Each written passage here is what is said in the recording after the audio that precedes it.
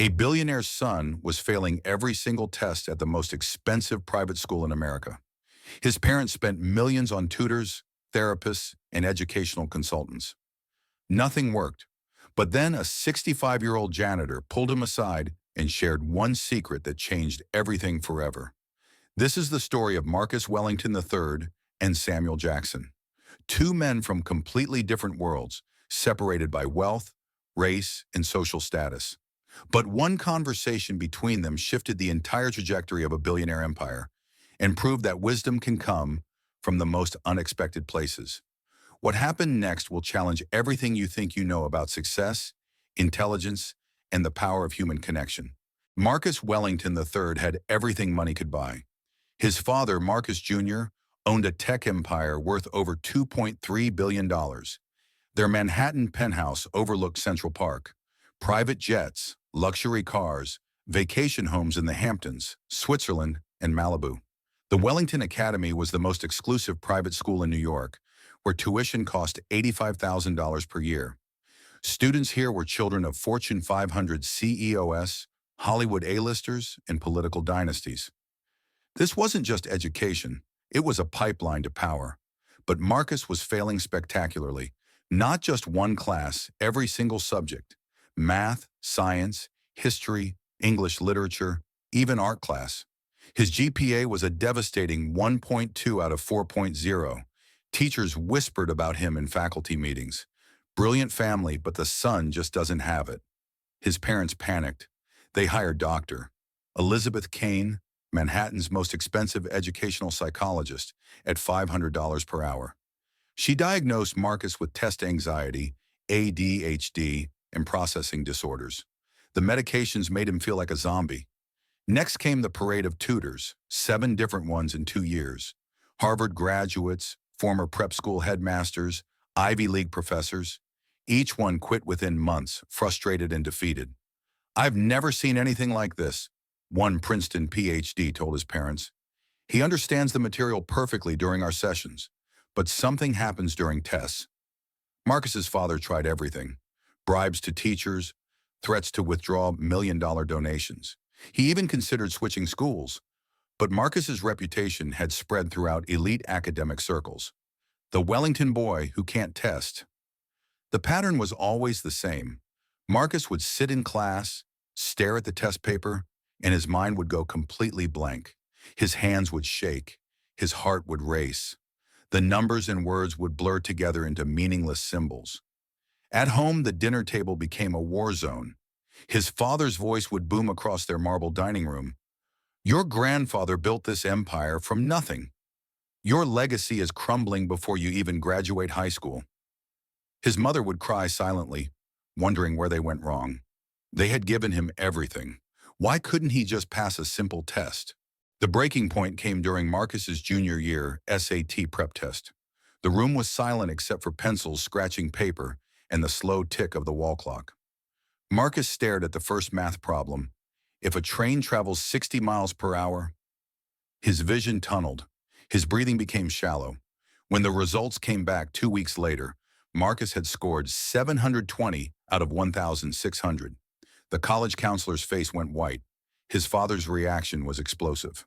"You're destroying our family's reputation," Marcus Sr. screamed, throwing the SAT report across his mahogany desk. "Harvard won't even look at you with these scores.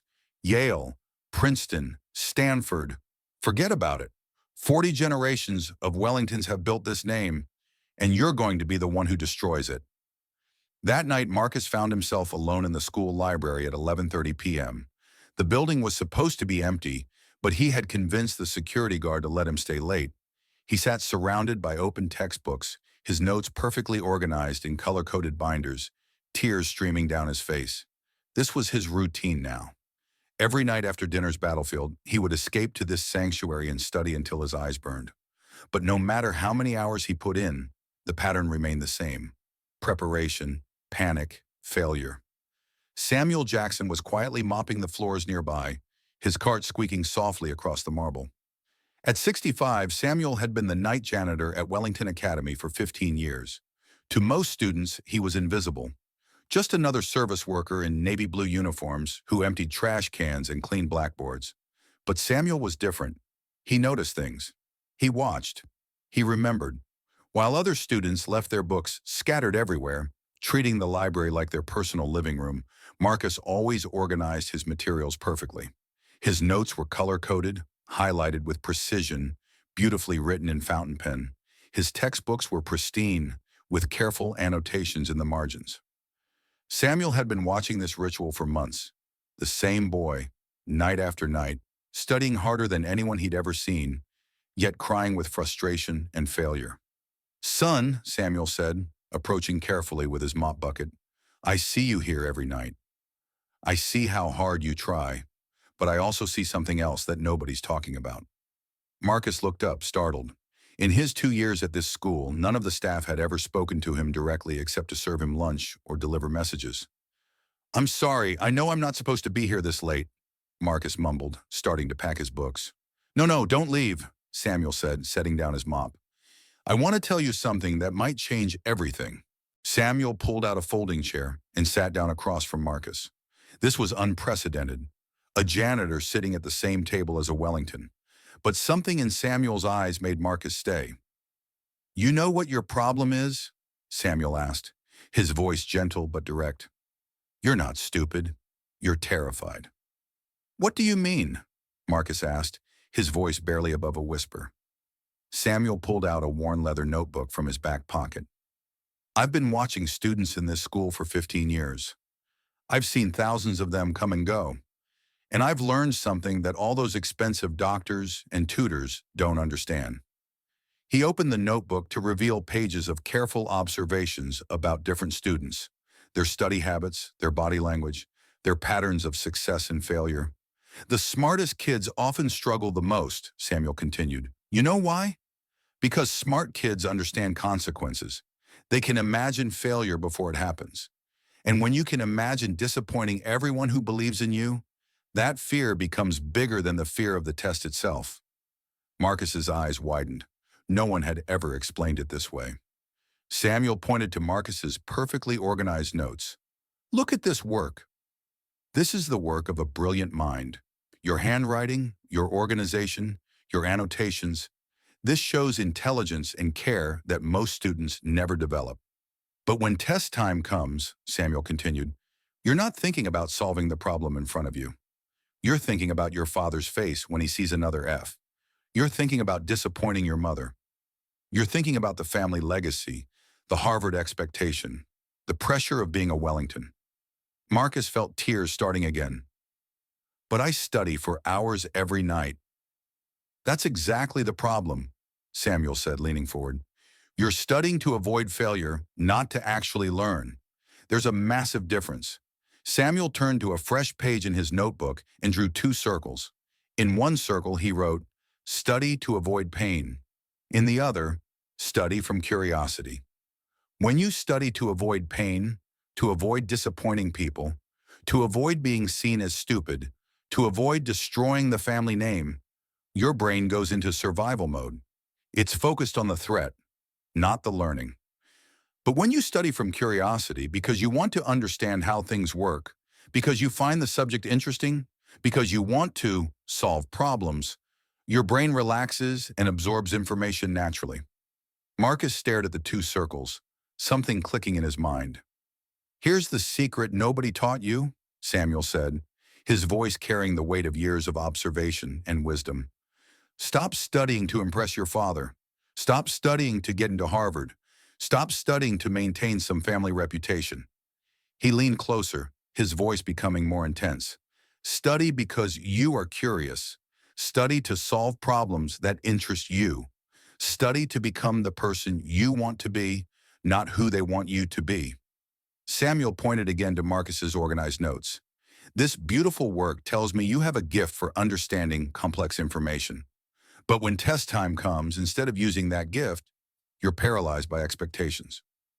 The next time you sit for a test," Samuel continued, "I want you to forget about everything except the problem in front of you. Pretend you're solving it just for fun, just to see if you can figure it out. Pretend no one will ever see your score. Pretend it doesn't matter to anyone but you." Marcus felt something shift inside his chest, like a locked door finally opening. "But what if I still fail?" Marcus asked. Samuel smiled. "Son, you're already failing. The only difference is, now you'll be failing while actually using your brain instead of fighting it." Samuel's advice changed everything, but not immediately. The transformation was gradual, like learning to trust a muscle that had been injured. Marcus started small. In his next chemistry quiz, instead of thinking about his father's reaction, he focused on the molecular structures like puzzles to solve. He imagined himself as a detective figuring out how atoms bonded together. His first test after that conversation, B+. His parents were shocked into silence. Marcus began approaching each subject differently.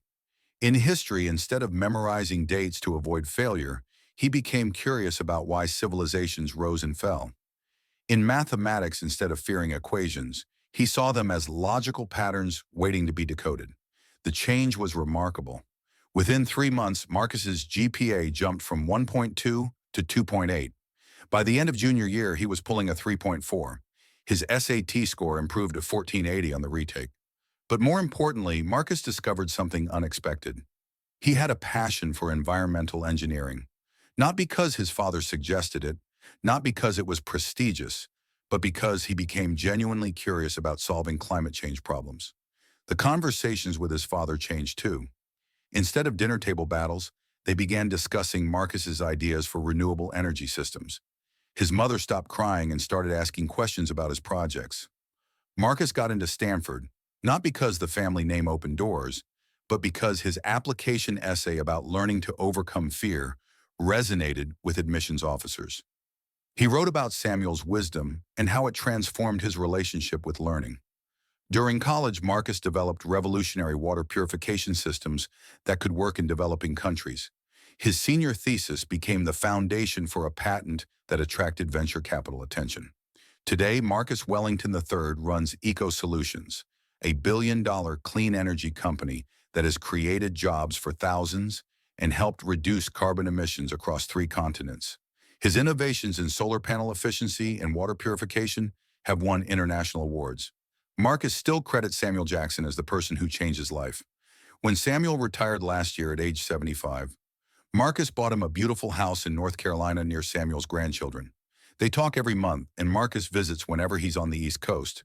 The secret wasn't about studying harder or finding better tutors or taking more medications. The secret was about studying with purpose instead of fear, with curiosity instead of obligation. Samuel Jackson, the janitor who was invisible to most students, saw what million-dollar consultants couldn't see. That intelligence blocked by fear looks exactly like stupidity, but the two are completely different problems requiring completely different solutions. Sometimes the most important lessons come from the people society overlooks the most. Sometimes wisdom wears a janitor's uniform and carries a mop bucket. Sometimes the person who changes your life is the one no one expects to matter. Marcus learned that night in the library that success isn't about meeting other people's expectations. It's about having the courage to exceed your own.